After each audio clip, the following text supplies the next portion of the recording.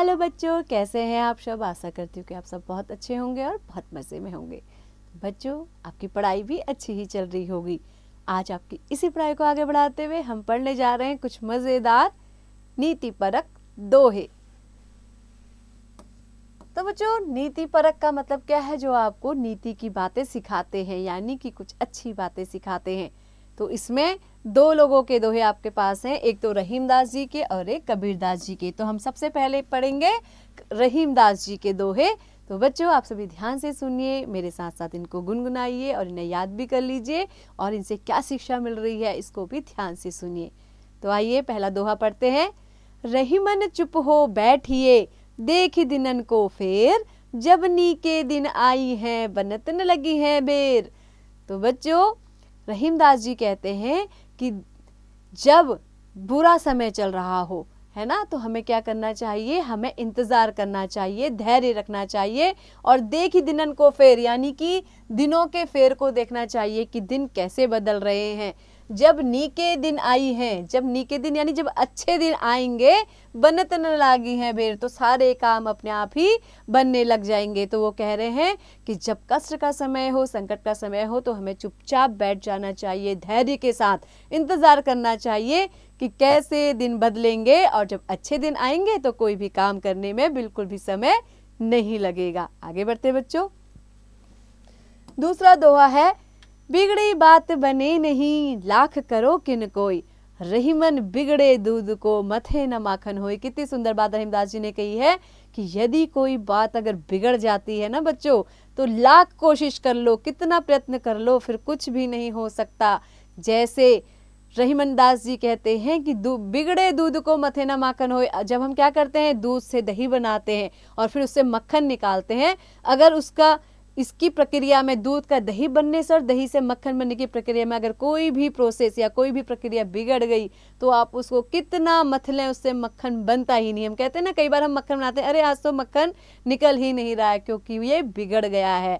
तो कहने का मतलब है कि जब कोई बात बिगड़ जाती है ना बच्चों, तो उसके लाख प्रयास करने पर भी वो बात बनती नहीं है। तो कोशिश करनी चाहिए कि कोई भी बात कभी भी बिगड़े नहीं। आगे बढ़ते हैं बच्चों। तीसरा दोहा है। जो रहीम उत्तम प्रकृति का करी सकत कुसंग, चंदन विष व्यापत नहीं लपटे रहते भुजंग।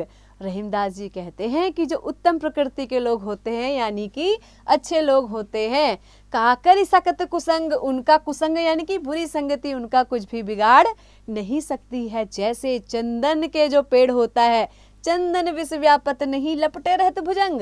चंदन के पेड़ पर क्या है, बिल्कुल चारों ओर से सांप लिपटे रहते हैं, भुजंग यानी सांप, लेकिन फिर भी चंदन पर विष का कोई भी प्रभाव नहीं पड़ता है।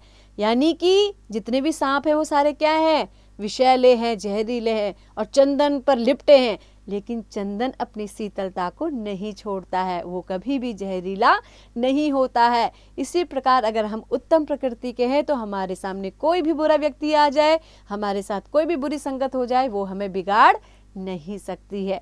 तो बच्चों, अब आगे बढ़ते हैं। अब हम पढ़ेंगे कबीरदास जी के दोहे। तो उनका पहला दोहा। कबीरा खड़ा बाजार में, मांगे सबकी खैर, ना काहू से दोस्ती ना काहू से बैर।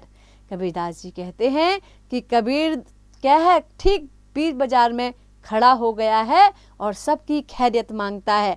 ना काहू से दोस्ती, उसकी किसी से भी दोस्ती नहीं है और किसी से भी उसका बैर नहीं है। यानी कि हमें किसी से ज़्यादा दोस्ती भी नहीं रखनी है और ना ही किसी से ज़्यादा दुश्मनी रखनी है। हमें सबकी खैरियत के लिए भगवान से प्रार्थना करनी है।